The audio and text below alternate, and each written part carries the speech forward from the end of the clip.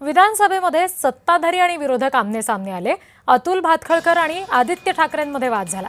आमदार भास्कर जाधव सुद्धा यावेळी चिडले।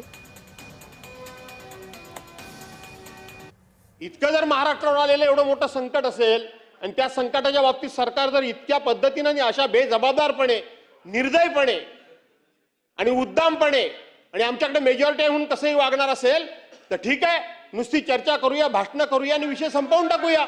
अध्यक्ष महोदय, दोन कॅबिनेट मिनिस्टर सभागृहात उपस्थित आहेत। ज्या विषयावर चर्चा आहे त्या विषयाचे राज्यमंत्री सभागृहामध्ये उपस्थित आहेत। मदत पुनर्वसन खात्याचे राज्यमंत्री उपस्थित आहेत।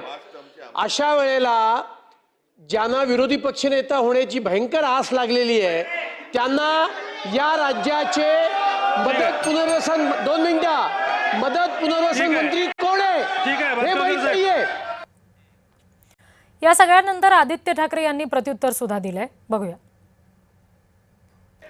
अध्यक्ष महोदय, इथे सत्ताधारी पक्षातून तुम्ही सांगू नाही शकत तुम्ही राम मंदिर लुटताय, चोर कुठले लुटताय ना, सांगू नये। चला जाधव साहेब आपण चालू करा। सांगू नये, भातखळकर साहेब खाली बसा। भातखळकर साहेब बसा खाली तुम्ही, खाली बसा, खाली बसा। सांगू नये। चला बसून घ्या, राम मंदिर बसून घ्या सगळे। चला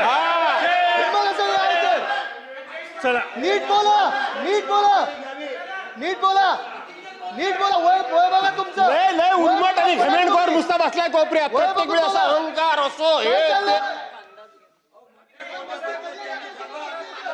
ठीक आहे, भातखळकर साहेब आपण बसा। जाधव साहेब आपण चालू करा। तुम्ही जाधव साहेब, तुम्हाला अधिकार कोणी दिला? जाधव साहेब आपण चालू तुम्हाला करा। अधिकार कोणी दिला यांना बोलायचा? राम मंदिर कोण तुम्ही? जाधव साहेब आपण बोला। अरे राम मंदिराच्या चोऱ्या करणारे आहेत तुम्ही। बोलू नये, चंदा चोरी ठीक आहे, बसून घ्या। हा, आदित्य साहेब बसा, बसा, बसून घ्या।